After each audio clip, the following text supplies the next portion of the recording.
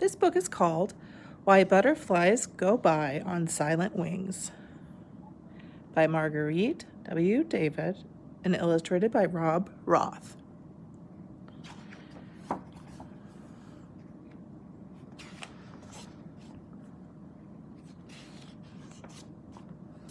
Back when the world was young, it was very noisy. Very noisy. Forests and fields everywhere throbbed with the sounds of animals, hoots and roars, screeches and yowls. But the noisiest place of all was the country that lay between the mountains of the mist and the singular sea. There, all day long, the air was thick with a deafening buzz and the whir of bees and the whine of flies.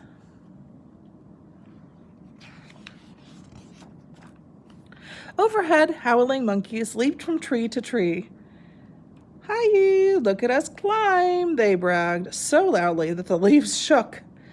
"We're above all you other animals." Far below, the hyenas, not to be outshouted, hooted with laughter. "Who cares?" they jeered.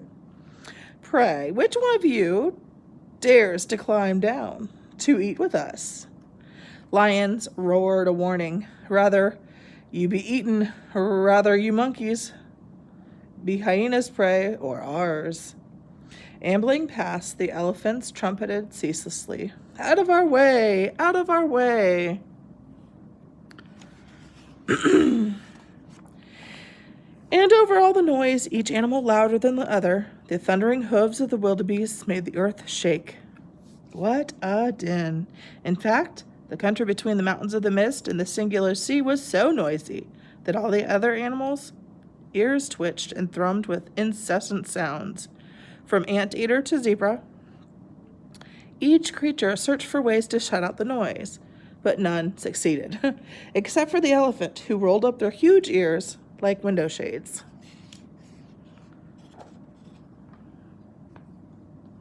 But of all the noisy creatures in the land, the butterflies made the loudest, most annoying sounds.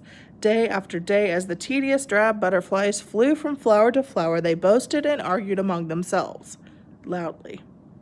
One rain-washed morning, a butterfly whisked its wings and screeched, "Look at me fly! I'm the fastest." Who says so?" Another said, "I can beat you with one wing tied behind me."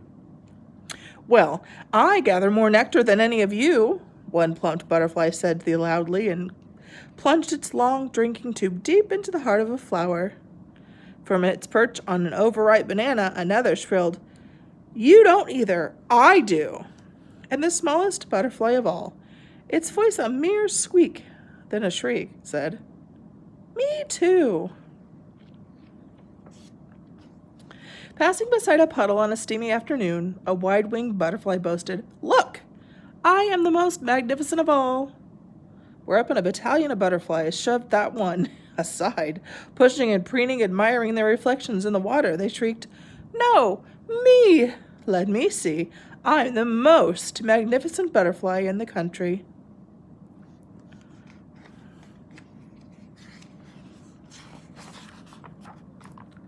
As day followed day, the noisy creatures continued to swoop from flower to flower, their shrill sounds clouding the air. However, every few hours or so, all the butterflies gathered to rest. They clustered, hundreds of them, in a bengaloo tree that towered over the plains. Hanging from the broad-limbed tree like a dull brown fluttering leaves were butterflies. Finally quiet? Of course not. They were still boasting and still arguing. Oh, how they argued. "It's hot." "No, don't be silly." "It's chilly." "No, it's not. It's hot." What a din. Their sounds were more raucous than those of a flock of crows or a gaggle of angry geese. Worse, they even argued about which of them was the loudest. "My voice is so loud it smashes bananas." "Well, my voice can split coconuts." "Mine is even louder. It makes army ants march the other way." "But I'm the loudest in the land." And, as always, the smallest butterfly squeaked, "Me too." From sunup to sundown and far into the night, hundreds of shrill butterfly voices filled the air, drowning out all the other whistles, howls, and growls, caws, and coos. Not one butterfly ever stopped screeching long enough to look up at the monkeys swinging through the treetops, or down at the herds of wildebeests. Not one butterfly ever paused long enough to enjoy the pink and orange of a sunset, or the bright blue of a sky. Now, from time to time, two small figures crossed the noisy country between the mountains of the mist and the singular sea on the way to visit old Juju, their grandmom. Hand in hand, the sister and little brother hurried along, wincing at the ear-splitting sounds all around them. The boy would whimper, "Too noisy, too noisy." By chance, one day, the little boy brushed against the butterflies clinging to the bingalow tree. Oh my, within seconds, the angry butterflies crowded around the children, flapping against their faces and covering their arms. The creatures screeched, "Out of our way! Go away!" Frantic, the girl brushed off the thick cloud of fluttering creatures, muttering, "Leave us alone, you ugly, noisy things." Then, their hands pressed tight against each ear to shut out those voices that out-howled the monkeys and out-yowled the hyenas. The children ran fast. One day, a dark storm cloud gathered, piling high in the west. The wind began to howl louder than any animal in the land. Driving the rain before it, the wind flattened the grasses and shook the trees. Lightning sliced the sky and thunder boomed, making the earth tremble. Nearly blown from their perch on the bingalow tree, the frightened butterflies clung together, struggling against the tremendous storm.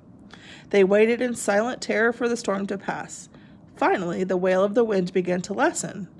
But just as the last sheets of rain headed east, lightning struck. Zing! Crack! That bingalow split right down the middle and fell with an enormous crash, bang, and all the butterflies, flung from the toppled tree, fell to the ground.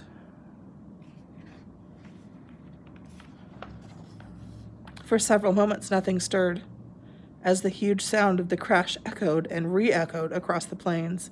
No other sound was heard except for one final faint rumble of thunder in the distance. Every creature in the land had been stunned into silence.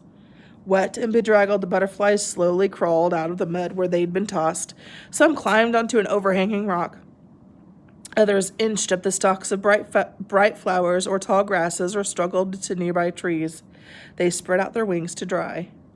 In silence, the butterflies watched the sun edge from behind the clouds, gold against the blue sky.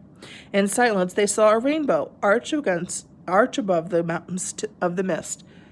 For the very first time, the butterflies looked all around, and they looked. And as they looked, something wonderful happened. Perhaps it was the enormous power released by the lightning, or was it the unusual hush after the storm? Perhaps it was the butterflies' new awareness of the beauty surrounding them. But as the bright sun warmed them, their dull wings began to glow. Each butterfly was touched with color. Some of their wings reflected the bright flowers and grasses and the trees, the warm brown of the rocks where the creatures perched. Other wings took on the gold of the sun, the blue of the sky, and the colors of the rainbow. The butterflies stared at each other for a long time. Not one of them made a sound. Finally, an orange and brown butterfly murmured, "How astonishing. We are all different colors." A large blue butterfly agreed softly, "Yes, our wings have become as colorful as the earth around us, as bright as the sun in the sky." Another whispered, "Just look at how beautiful all of you are."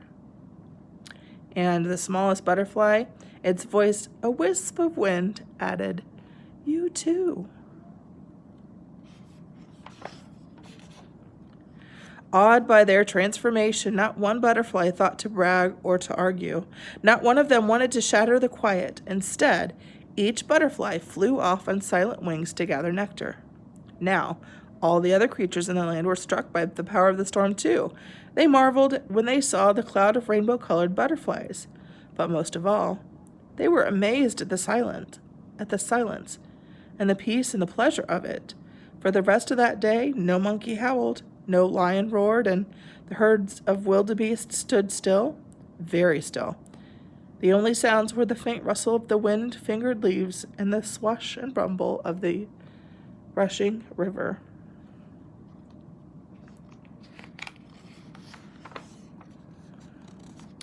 Of course, the country between the mountains of the mist and the singular sea was still noisy at times. Monkeys howled and hyenas laughed once in a while. Elephants trumpeted and lions roared, and the thundering hooves of the wildebeest continued to make the ground shake. But ever since that enormous storm, the country was quiet, much of each day. Very quiet. Now all the animals, from anteaters to zebras, could detect the splat of a raindrop on the banana leaves, or the thump of fruit falling from a fig tree, and the elephant's ears flapped free.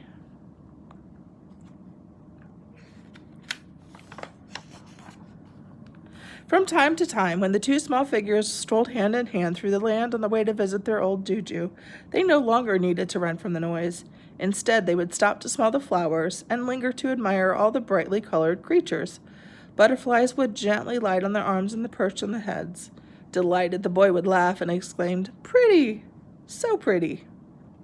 Looking around, the girl often asked, "I wonder what happened to all of those ugly, dull-winged insects, so noisy that they made our ears throb." As for butterflies today, perhaps they still speak, but as they drift from flower to flower or pause on the twig of a tree, each voice is so soft that they only hear other butterflies, and only other butterflies can hear it. Everywhere the air is thick with brilliant color as the butterflies go by on silent wings. And that was Why Butterflies Go By on Silent Wings.